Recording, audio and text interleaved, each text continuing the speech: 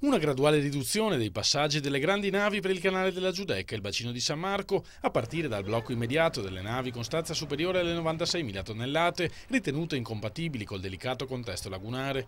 La decisione è stata presa in queste ore dal premier Enrico Letta, seduto al tavolo romano insieme ai 3 ministri di infrastrutture, ambiente e cultura, la regione Veneto, il comune e la provincia di Venezia, l'autorità portuale e la capitaneria di porto. Una soluzione ottimale, secondo il governatore Luca Zaia, che attenua da subito l'emergenza per poi arrivare a una via alternativa tramite il canale Contorta Sant'Angelo.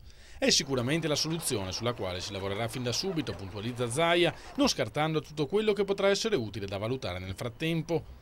L'ipotesi non piace invece al sindaco Giorgio Orsoni, che ribadisce con forza la sua perplessità. È un'opzione, ammonisce, che dovrà essere studiata per verificare l'impatto che potrà generare sull'ambiente e sull'ecosistema.